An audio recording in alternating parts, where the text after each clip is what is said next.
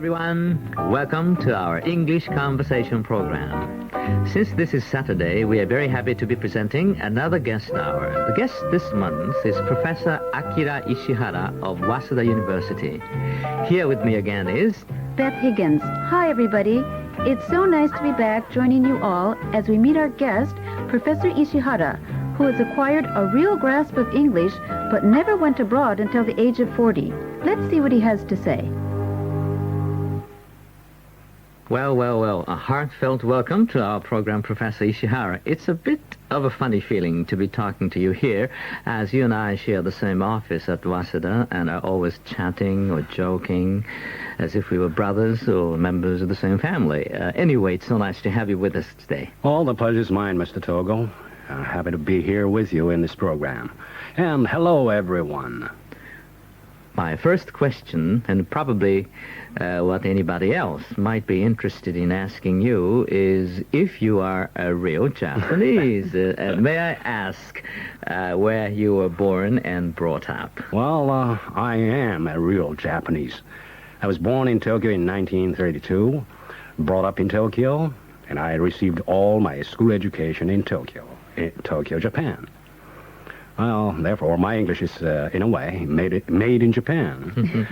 And I am a genuine Japanese. Well, since you have such excellent pronunciation, may I ask when you had your first contact with English and what it was that motivated you to study English? Well, it's going to be a long story, but I'll try to make it as short as I can. Well, it was a few months before World War II came to an end. In April 1945, to be more exact. For the first few months, until a large number of American soldiers came to Tokyo, I wasn't particularly interested in that language. But when I first heard those American soldiers speak English, well, I was greatly shocked. Their English sounded quite different from what we were studying in school. And, that's why I got interested in English, and that made me decide to learn a lot from the native speakers rather than from the school teachers the school teachers I had in school. So you tried to learn from the soldiers? Yes. I see. But, those soldiers are military policemen. Ah. Yeah. I see. And can you tell us a bit more about your educational background after that? I would assume that you went to a regular Japanese high school and college, perhaps. Tell us a bit about that. Okay. Well, after finishing high school, not immediately after, but 1 year after I finished high school, and that means I'm a Ichiro.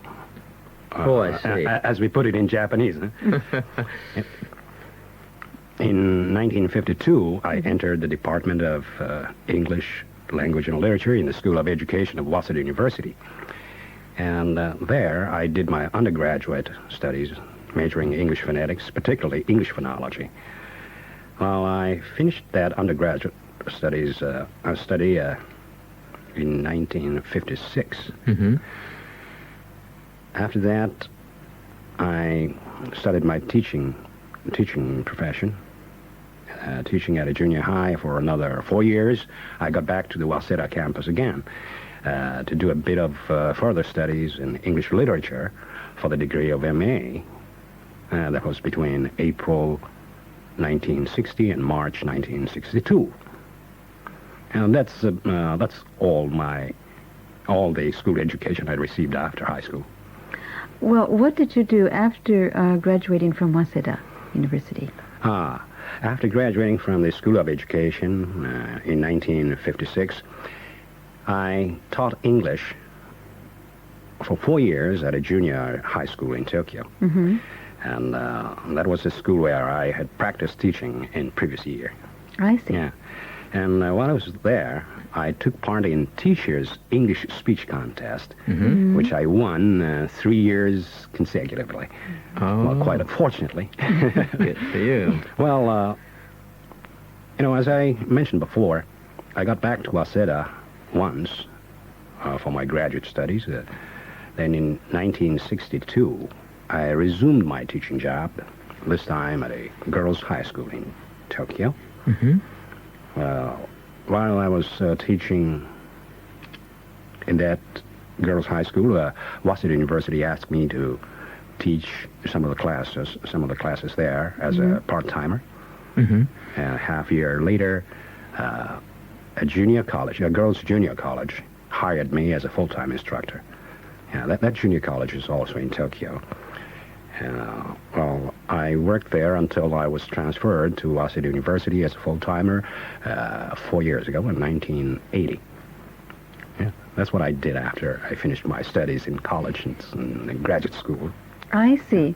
Well, I asked you before something about your pronunciation, and you said that when American soldiers came, you thought the English they spoke was different from what you've been used to. So I don't know if you copied their pronunciation or not. But in any case, not only your pronunciation, but your English in general, you certainly became a good speaker. As I mentioned in the introduction, without studying abroad, or at least without going abroad until you were 40 years old. What's the secret of your success? How did you do that? Well, there's no secret.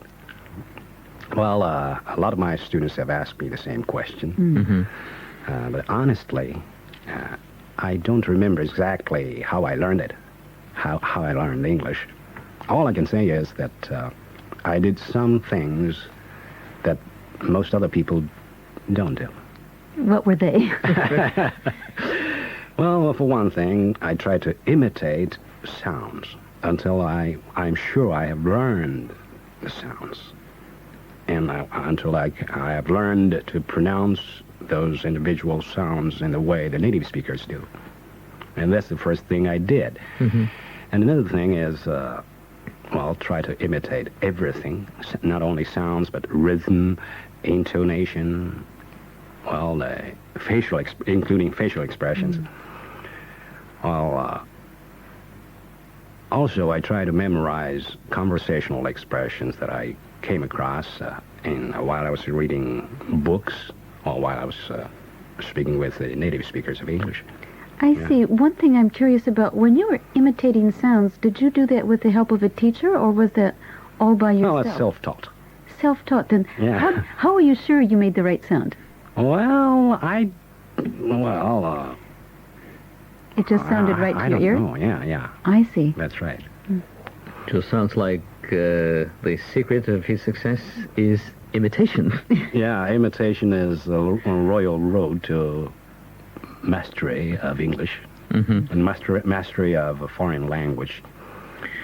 Professor Ishihara, our listeners are very interested in knowing how you spent your college life. I mean, I wonder if you could share some of your interesting experiences relating to English learning or any activities you were involved in, either social or academic, or probably our listeners are interested in knowing some of your episodes or personal experiences, related to your English language learning. To tell the truth, I wasn't exactly a hard-working student when I was in college. But there was one thing that interested me a great deal. Mm-hmm. There was the study of phonetics, particularly English phonology. And maybe that's because of the excellent teacher I had for that course. The late Professor Igarashi, who was your major professor at Togo. And really, I owe him what I am today. I learned a lot from him, more than from any other teacher. So, another thing that I was crazy about while I was a student, not only those days, but I still am crazy about, is baseball. Well, how are you going to relate your interest in baseball to the study of English? One of the reasons I became interested in baseball was, the way the American soldiers played baseball right after the war, when I was just a beginner of English. What they said, what they shouted out while they were playing, that interested me a great deal, and yeah, that's the way baseball should be played. I guess that was living English. Yes, that's right. You're playing English. Ah, So I joke. also imitated the way the way they played baseball. Yeah, not only the way they speak English. I'd like to ask you something about your first trip abroad. When you left Japan for the first time, what was your impression when you traveled abroad? Well, it was 10 years ago, and 10 years is long enough to forget things, you know. Well, but I still remember some things. Well, one thing is the food was terrible. I'm sorry. Oh, wow. I'm sorry. I don't intend to criticize your country, but that's how I felt. It didn't suit my taste. That's all. And well, another thing is I was surprised to find so many jaywalkers. Yeah, there aren't so many in Japan. You said my country, so am I right that your first trip was to the United States? To the United States and to Britain. I see. And Britain on the way back. Yeah.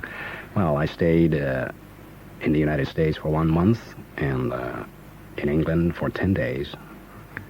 Did you find it rather easy to communicate with the local people in English, or did you have any difficulties? Well, I didn't have any... not any, but I didn't have much difficulty. Well, when I spoke to people from the South, well, I had some difficulty understanding them, but fortunately, they understood me. Yeah. Yes. Apart from your professional interests, may I ask what you do in your free time, if you have any free time? Well, I'm quite a busy man, and I think I'm right next to Mr. Togo, who is the busiest man in Japan, I guess. Well, but on holidays, as I mentioned before, I play baseball. Not exactly play baseball, but I manage a little boys' baseball team in my town. And I coach them on holidays. In English? No, not in English. Well, another thing I like is playing games of Go. You know, the game played with black and white stones. Yes. Have you ever tried? Oh, I'm not the one who interviews you. Huh? I'm an interviewee. Well, there's one more thing I'm interested in. That's calligraphy. Oh, yes. Oh, yes. You know, I usually write New Year's greeting cards with a brush. I'm afraid I know only a little about calligraphy, but I certainly know that many people are interested in it. Why is that? Well, it's very hard to answer that question, but, well, for me, it's a tranquilizer. Oh, is that right? You can have peace of mind. And, well, I think you better try when you're too nervous or when you're too excited, when you feel so much tension or psychological tension. You just try to write some Chinese characters with a brush. That'll make you feel calm and peaceful in mind. Well, I'm sorry to interrupt you, Professor Ishihara, but I'm afraid that's all the time we have today, and we still want to hear more about your experiences in participating in speech contests. So could we ask you to come again next week? Sure. Everybody, this concludes today's guest hour. Be sure and join us again. Till then, so long. Goodbye, everybody. Goodbye, everyone.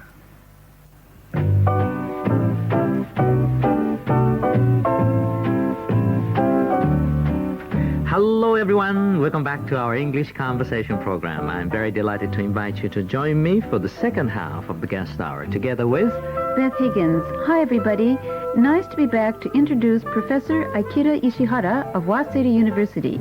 He's known as an expert on public speaking in English. Let's listen to him.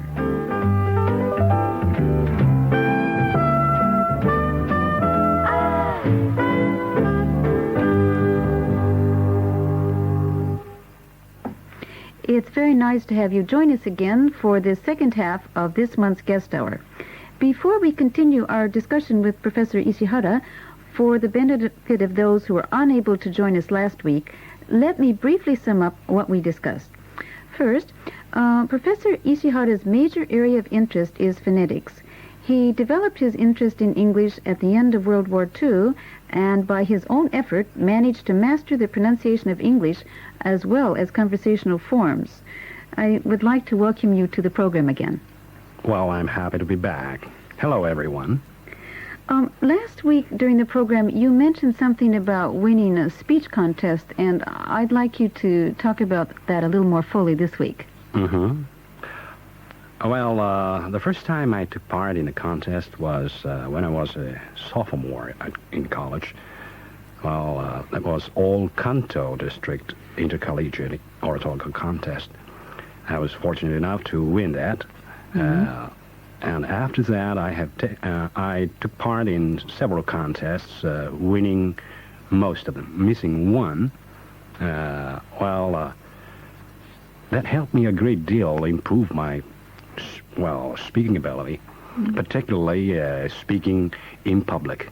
I used to be a very shy boy before that. It's very difficult to believe. And that encouraged me a great deal. You said several contests. May I ask how many? Well, as far as I remember, if I remember correctly, I took part in 8 contests and won 7 of them. Oh, my goodness. That really is impressive. It seems to me that at this time of the year in Japan, there are lots of speech contests going on, all the way from junior high school through college or even for businessmen. Yeah. What do you think of English speech contests?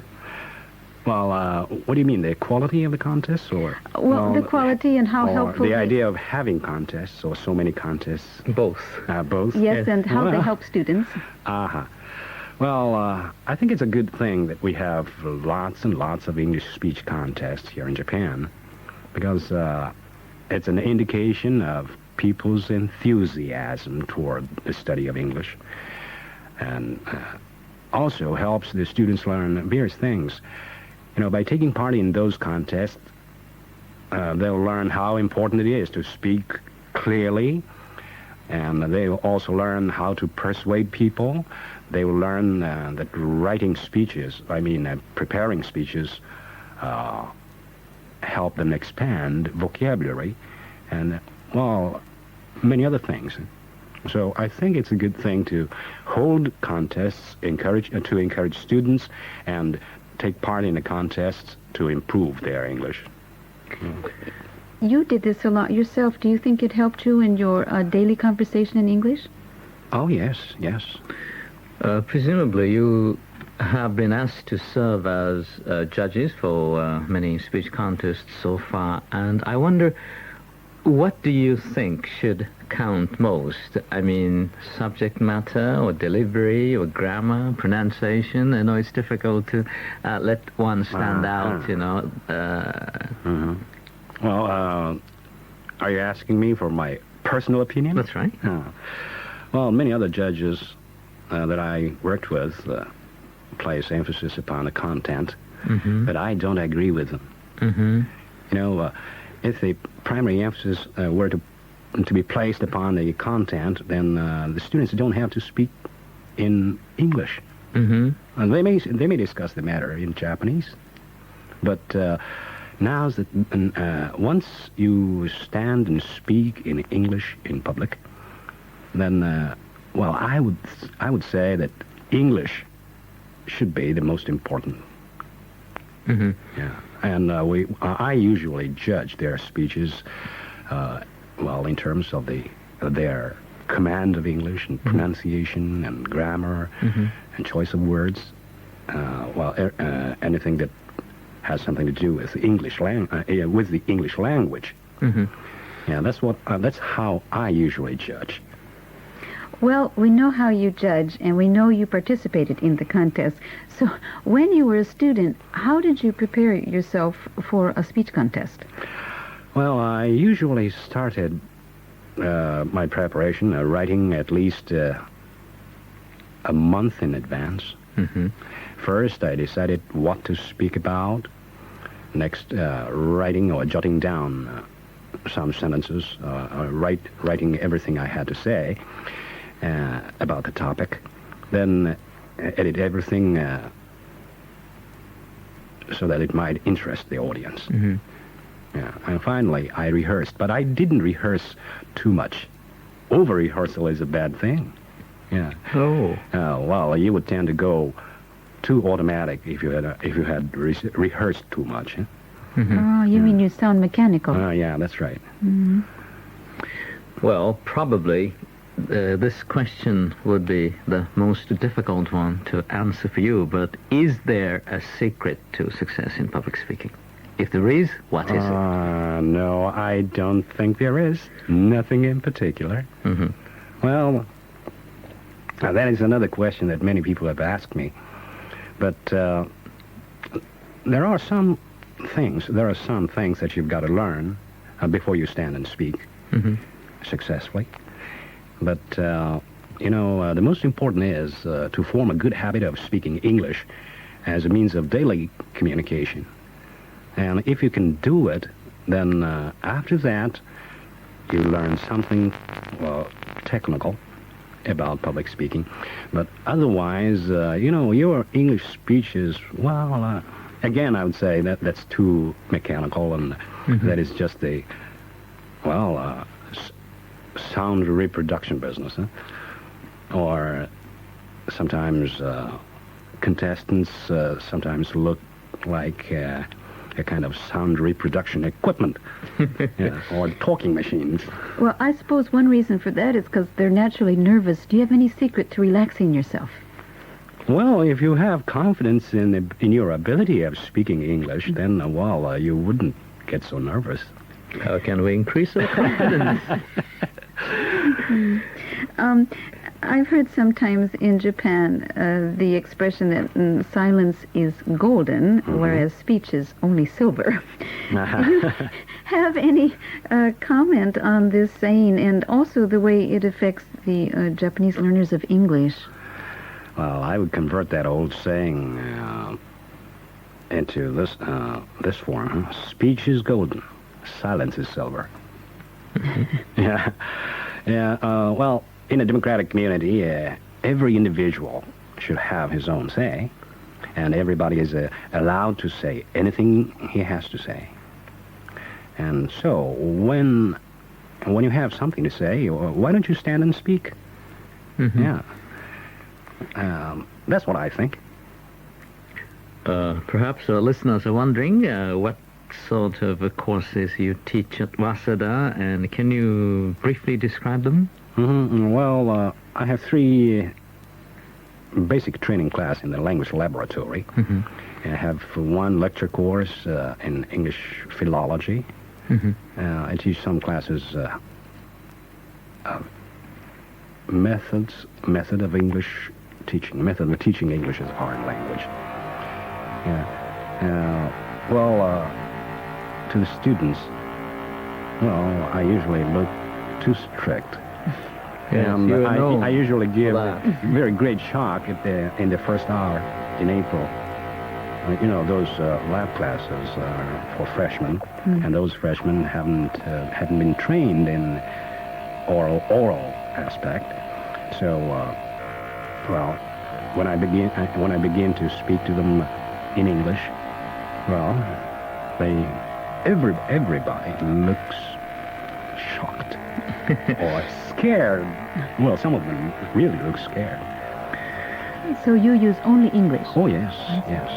Yes, I understand that you are known for being very relentless in treating students. So probably the best thing for us to do is to join your class. But, Waseda is difficult to get in, and I don't think it's possible for every one of us. So I wonder if you can tell us anything else that can be done by our listeners on their voluntary efforts. Well, what is the most important thing that those who want to learn English have to do is to get interested in English itself. But Well, surprisingly enough, many people are, well, seem interested or look interested in studying English, but they don't pay attention to English. They don't pay enough attention to English. Just look around and you will see some signboards written in English. Well, sometimes wrong English is well noticed, but anyway, you have to pay attention to any English word, any English phrase, any English sentence that you see around you. But they never do it. And they usually ask, well, they very often ask me about how to learn English. Well, knowing what to do, they just don't do what they should do. Then you feel students don't take advantage of the English around them, and they simply don't do what they should do. Well, could you give them some specific advice about what to do?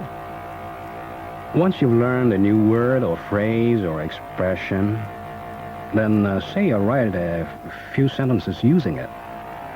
The word or phrase or expressions you have just learned. And that's what I mean.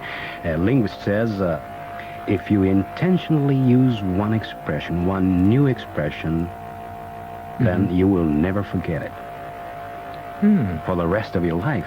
That's what a linguist says. And, well, I think I can believe his remark.